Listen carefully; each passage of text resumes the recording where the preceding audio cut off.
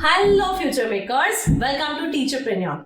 Don't get so busy in making a living that you forget to make a life. Do you resonate with this quote? क्या आपके weekend भी Netflix और chill से ज्यादा lesson plans में जाते हैं? क्या आप भी वही टीचर है जिनका ज्यादातर टाइम काम और लैपटॉप में होता है, ना कि बच्चों और फैमिली में? अगर हाँ, तो आज का ये वीडियो सिर्फ आप ही के लिए है. In today's video, TeacherPreneur is gonna tell you what is work-life balance, why is it important, and how you can maintain your work-life balance with minimum effort. So without wasting time, just keep on watching.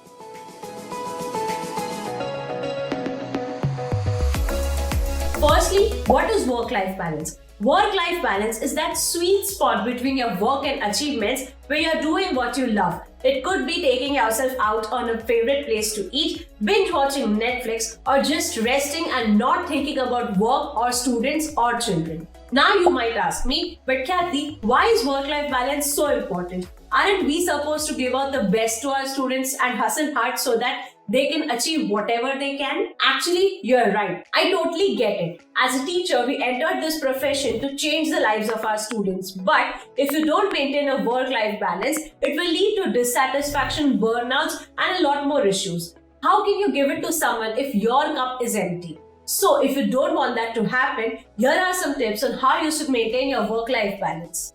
The first thing that you need to do to maintain a work-life balance is to learn to say no. I know this might sound like a very basic thing, but we as teachers miserably fail at it.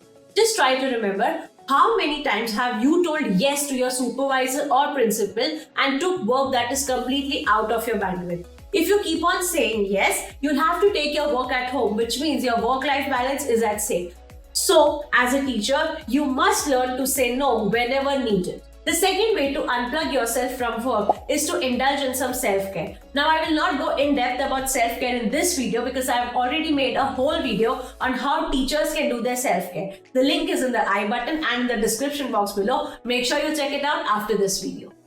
The next thing that has really helped me as a teacher in my life is to learn to let go and not hold on to things. As a teacher, we have so many things on our plate. That lesson plan that needs to be written tonight itself. That parent whose email needs to be replied urgently. That student whose performance is constantly going down, etc., etc., etc. But sometimes you just have to learn to let it all go. The earth won't fall off its axis if you don't do these jobs today itself. We do our best, but sometimes we need to understand that some things are not in our control. So just take a deep breath and let it go. This could be a game changer in maintaining a work life. Another thing that you must do in this teach from home environment is to take screen-free breaks. Having some time away from screens will definitely help you in relaxing and regenerating. Recently, I did share a story on Instagram where I had to live without my cell phone for 10 long hours and how it helped me come back to my life in a more productive manner. If you want to know such small personal things about me, make sure you follow me on Instagram at teacherpreneur.in. The link will definitely be there in the description box. The next non-negotiable thing that you should focus on is prioritizing your health.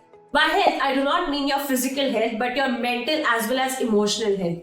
For physical health, you have to hydrate yourself, go for a walk, do yoga, etc. But for mental health, you have to practice meditation, read good books, listen to affirmations so that your brain gets the food that it requires to keep running. Our affirmations playlist might help you out over here. The link is in the I button and in the description box below. Another thing that we must do is to know about our priorities. Every morning, we as teachers make a to-do list which is full of things that needs to be done. But after making the to-do list, make sure you have 2 or 3 colored pens and mark the tasks that are urgent, mark the tasks that are important, and then mark the tasks that can be done later on. Identifying such tasks will help you give a clear goal on what you should focus on first, then second, and then for the rest of the day. If you just do this step, you will stop confusing yourself and draining yourself out of energy. Trust me, it really works. The next way to maintain a work-life balance is to check your emails and messages at a designated time only. There's a productivity principle that says the more the time allocated to a task, the longer it takes to finish it. This means that if you know that you have a whole day to check emails and reply to the messages, then you'll take a whole day to do it. But if you decide that you have to do it within half hour, you'll be able to finish all the work within that half hour itself. Once you set this limit for yourself, communicate this to parents, teachers, and all the people in the school so that they don't bother you beyond this and they don't expect a quick reply from you beyond this time frame. This will really help you out. I read this in a book called 4-Hour Work Week, and from the time that I have implemented this, it has really helped me out. So do try it and let me know if it worked for you. Thank you for watching the whole video. At the end, I would only like to tell you that balance is not something that you find, it is something that you create. I know it can be difficult for a teacher to maintain a work-life balance,